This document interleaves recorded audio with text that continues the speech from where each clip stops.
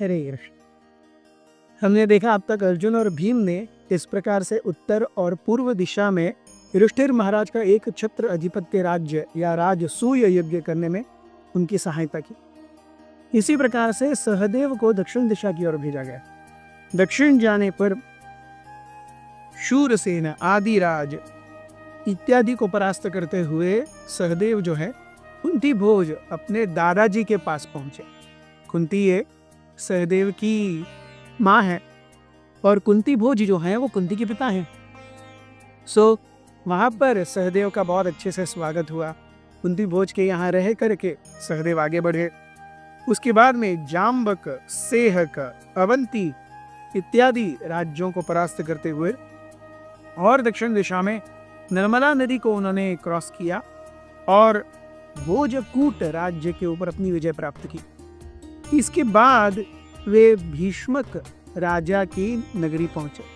हम देखते हैं भीष्मक राजा जो कि रुक्मिणी के पिता हैं।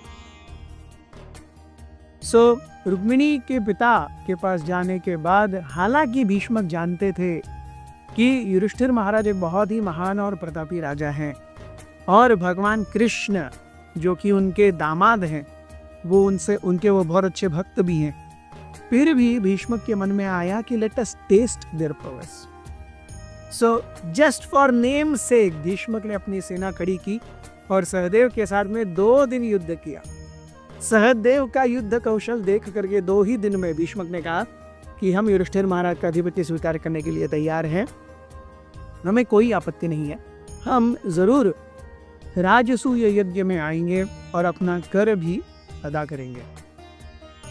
भीष्मक राजा से ये स्वीकृति पत्र लेने के बाद में Sahadev went still down south. वहां पर कई राज्यों में बाय डिप्लोमेसी और बाय फोर्स इसी तरीके से साम दाम दंड भेद इस तरीके से राजाओं को और राज्यों को मनाते हुए सहदेव पहुंचे माहिष्मति। माहिष्मति ये नील राजा की राजधानी थी। माहिष्मति पहुंचने के बाद में सहदेव ने वहां के राजा को कहा कि आपको आना चाहिए मेरे साथ युद्ध करने के लिए। नील राजा जब युद्ध करने के लिए आए तो जैसे युद्ध शुरू होने वाला था, सहदेव ने अचानक देखा कि उनकी जो सेना खड़ी है युद्ध करने के लिए, उसको चारों बाजू से अग्नि की बड़ी बड़ी ज्वालाओं ने लपेट लिया है।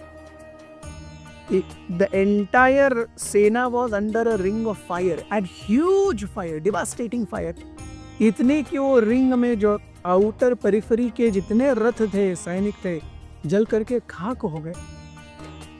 सहदेव ने सोचा ये तो बहुत भारी है, ये क्या होने रहा है। सहदेव ने जान करके कि कहीं ना कहीं तो इन नील राजा का और अग्नि का कोई ना कोई तो साथ में साठगांठ है, लेकिन अगर अग्नि देवता से हम युद्ध तो नहीं कर सकते। सहदेव ने अपनी युक्ति लगाई। He became humble। वो अपने रथ से नीचे उतरे और नमस्कार करके अग्निदेव को प्रार्थनाएं अर्पण करने लगे। जब अग्निदेव को भूरी भूरी प्रशंसा करके प्रार्थनाएं उन्होंने अर्पण की तो अग्निदेव अपने मूर्तिमंत रूप में सहदेव के सामने आए और जैसे ही अग्निदेव सामने आए, सहदेव के जो पूरी सेना के आजू बाजू जो अग्नि की ज्वालाएं लपट रही थी तो धीरे धीरे शांत हो गई। सहदेव ने अग्नि से कहा कि मैं तो अपने बड़े भाई और भगवान की सेवा के लिए यहाँ पर आया हूँ। अग्नि ने कहा कि वो जानते हैं, इसीलिए उन्होंने केवल बाहर बाहर ही अपनी ज्वालाओं का प्रदर्शन किया, अन्यथा अगर वे युधिष्ठिर महाराज और कृष्ण से संबंधित नहीं होते तो एक क्षण में वो सारी सेना और सहदेव स्वयं खाक हो गए होते। तो तब नील ने कहा कि अग्निदेव मेरे दामाद हैं, मेरी बेटी उनको बहुत अच्छी लगी और उनका विवाह मैंने कर दिया। तभी से अग्नि जो है वो इस राज्य की सुरक्षा के लिए हमेशा तत्पर रहते हैं। तो सहदेव ने अग्नि और नील राजा दोनों से निवेदन किया कि अरे कृपया आप युधिष्ठिर महाराज के राजसूय यज्ञ में और भगवान की इस इच्छा में विघ्न न डालें, आप भी आए और युधिष्ठिर महाराज के अधिपत्य में अपने राज्य को आगे बढ़ाएं। अग्नि ने भी इस चीज को स्वीकृति दी और नील राजा ने भी इस चीज को स्वीकृति दी। स्वीकृति पत्र लेकर के सहदेव और दक्षिण दिशा की ओर गए।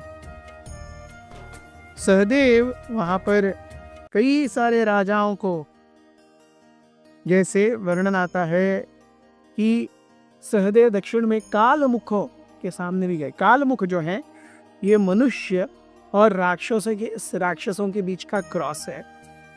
सो मनुष्य स्त्री और राक्षस पुरुष, इनका जो क्रॉस है वो कालमुख कहलाता है। इनके साथ भी युद्ध किया और इसके बाद में वो किष्किंधा पहुंचे, यानी आज की हम्पी। किष्किंधा में उन्होंने मैंद और द्विविद नाम के दो बड़े गोरिल्लाओं के साथ युद्ध किया।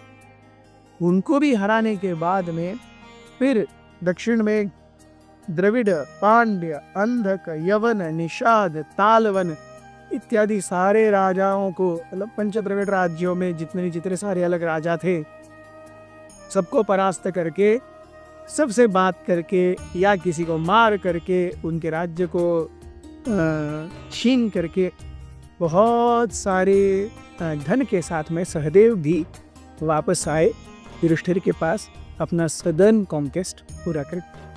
बहुत बहुत धन्यवाद। रे अथ श्री महाभारत कथा।